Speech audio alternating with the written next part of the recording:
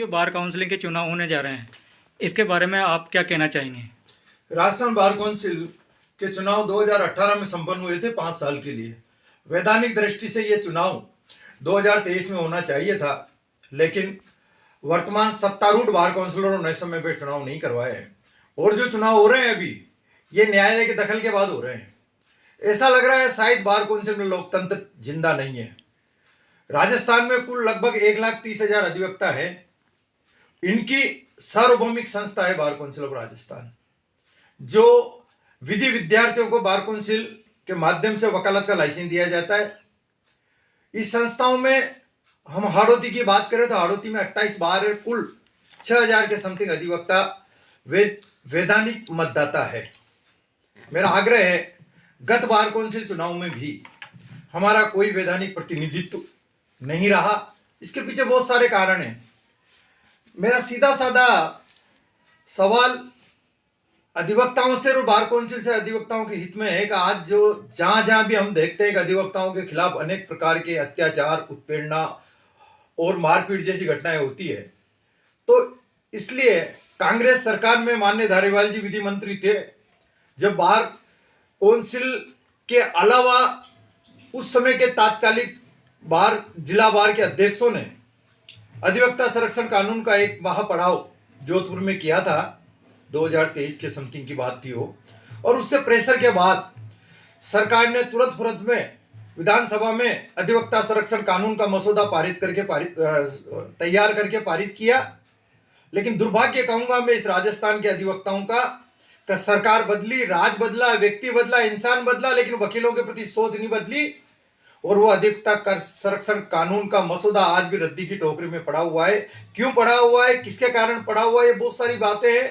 मैं इसमें एक ही शब्द कहूंगा कि हमारी राजनेताओं की इच्छा शक्ति और हमारा नेतृत्व कमजोर होने के कारण या राज्य सरकार से तालमेल नहीं बिठाने के कारण या कोई अन्य कारण हो सकता है। तो निश्चित रूप से आज राजस्थान के 1,30,000 अधिवक्ताओं के लिए अधिवक्ता संरक्षण कानून का पारित होना अति आवश्यक है। दूसरा, हम बात करें नए अधिवक्ता जो आते हैं, हर साल में कम से कम भी राजस्थान में 5,000 से 10,000 अधिवक्ता नए इस व्यवसाय से जुड़ते हैं। जो हमारी धरोहर है, जो हमारा भविष्य है, वो अधिवक्ता है जो आगामी आने वाले समय में हमारा नेतृत्व करेंगे, हमारा मार्गदर्शन करेंगे और राजस्थान को एक अच्छा न्याय के प्रणेता के रूप में न्याय दिलाने का काम करेंगे गरीब और निर्धन और असहाय लोगों को। तो उसको इस व्यवसाय में लाने के लिए उसको स्टाइपेंड देना चाहिए। जहां तक पेंशन स्कीम जो लागू करी, वो पेंशन स्कीम में 50 साल जिस प्रकार से बार काउंसिलर ने जोड़े हैं, वो 50 साल का मतलब होता है 85 और 90 साल का अधिवक्ता वकालत में खुद उम्र में करेगा, जो संभव नहीं है। इसको 50 साल से हटा करके 35 साल करना चाहिए।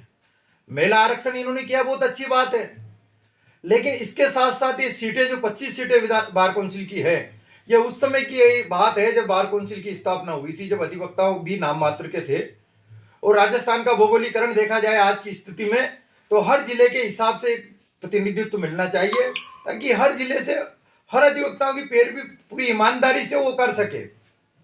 दूसरी बात हम करेंगे तो आज जिस प्रकार से अधिवक्ताओं के साथ प्रॉब्लम खड़ी होती है, बहुत सारी चीजें, जैसे अभी नई स्कीम चला रखी इन्होंने टारगेटेड केसेज के नाम से। टारगेटेड केसेज के नाम से जो परेशानी की जा रही है, ये अधिवक्ताओं के सामने प्रॉब्लम है। टारगेट केसों के लिए न्यायालय बढ़ाइए आप। किस प्रकार से होते हैं टारगेट केसेस? ये कहते हैं कि साहब 2014 का पुराना मुकदमा, इसका निस्तारण try to try, day to day trial करेंगे। तो डे टू डे ट्रायल के नाम पे न्याय का गला घोटा जा रहा है। हम ये कह रहे हैं डे टू डे ट्रायल में अधिवक्ता का ही दोष है क्या? 2014 से मुकदमा इतना साल चला, तो इसके लिए लायबिलिटी कौन है? न्यायालय क्यों नहीं खोल रहे? न्यायालय का काम बढ़ाओ। सेकंड बात, अभी एक नई स्कीम चला है सुप्रीम कोर्ट, न्यायालय में रात्रि में कोर्ट चलेंगे। तो क्या अधिवक्ता इंसान नहीं है? उसके बीवी बच्चे नहीं है? उसके और कोई काम नहीं, यही काम रह गया? हम कह रहे हैं आप 5 डे कोर्ट चलाइए, ईमानदारी से कोर्ट चलाइए, कोर्ट बढ़ाइए, मुकदमे का निस्तारण कीजिए, टारगेट मजिस्ट्रेटों को भी दीजिए। हमने आपसे कह रहे हैं कि भाई ये कोर्ट, जैसे कोर्टा में केस बढ़ रहे हैं ना, तो कोर्ट बढ़ाओ। सरकार से क्यों नहीं लड़ना चाह रहे आप? केवल सब कुछ करने के लिए जितनी भी न्याय में कोई बाधा आएगी तो उसके लिए जिम्मेदार केवल अधिवक्ता है। तो ये सोच सरकार की और न्यायपालिका की सोच है, ये बदलनी पड़ेगी। और ये सोच जब बदलेगी जब आपका नेतृत्व बोर्ड होगा। मैं 2015 में कोटा बार का अध्यक्ष रहा, 2004 में महासचिव रहा। निश्चित रूप से मैं फिर कह रहा हूं बार काउंसिल के सदस्यों की पूरी ईमानदारी से अधिवक्ताओं के प्रति जवाबदेही होना चाहिए। क्यों डबल एजी रेजी बनने की लाइन में लगते हैं? तो ये निश्चित रूप से वकीलों के लिए लड़ना पड़ेगा। आज हमारा कोई प्रतिनिधित्व नहीं है। एक अफसोसजनक बात है, एक गरिमामयी बात यह है कि आज हाड़ौती से इतनी बड़ी 28 बार 6,500 समथिंग अधिवक्ता होने के बाद हमारा प्रतिनिधित्व नहीं है। हम दूसरे के सहारे जिंदा रहते हैं। अभी आप बार काउंसिलिंग के प्रत्याशी बनने जा रहे हैं, आपकी क्या विशेष मांगे रह रही है इसमें? मेरी विशेष मांगे कि अधिवक्ताओं के जो नए हमारे अधिवक्ता आ रहे हैं, हमारे परिवार से जो नए जुड़ रहे हैं, जो इस व्यवसाय का गरिमामय लोगों को न्याय दिलाने के लिए आगे की पीढ़ी के रूप में काम करेंगे, उनको 2-3 साल तक, कम से कम 3 साल तक 5,000 रुपये प्रति स्टाइपेंड दिया जाना चाहिए। अधिवक्ता संरक्षण कानून तुरंत प्रभाव से लागू हो और उस अधिवक्ता संरक्षण कानून के अंदर अधिवक्ता ही नहीं, उसकी पूरी फैमिली को इन्वॉल्व किया जाए, उसको सेव किया जाए, उसको भी उसमें शामिल किया जाए। क्या जरूरी नहीं कि कोई अपराधी अधिवक्ता से चिढ़े, उसकी फैमिली के साथ भी कोई दुर्घटना कर सकता है। तीसरा, एडवोकेट्स को जो सीनियर अधिवक्ता हमारे पिता तुल्य हमारे मार्गदर्शक है, जिनके उंगली पकड़ के हम चलते हैं, उनके लिए जो पेंशन स्कीम जो इन्होंने 50 साल की, उसको 35 में ईयर में लाना चाहिए। और सबसे महत्वपूर्ण बात है, इन सब समस्याओं का समाधान यह है कि आपको सरकार से लड़ना पड़ेगा, अपने अधिकारों के लिए जूझना पड़ेगा। सरकार के पीछे पीछे घूमना या सरकार के सामने नतमस्तक होने की आवश्यकता नहीं है। निश्चित रूप से बहुत सारी सरकारें बार काउंसिल वेलफेयर फंड में पैसा देती है।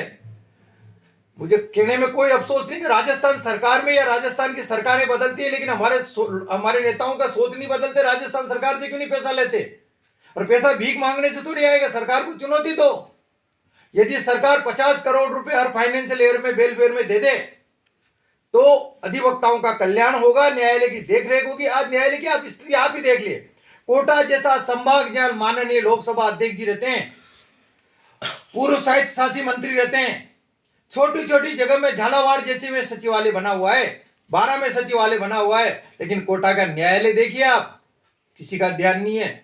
और हमारा इसका बहुत सारे कारण हमारे प्रतिनिधि नहीं है, इसलिए बात ऊपर लेवल पे जाती भी नहीं है।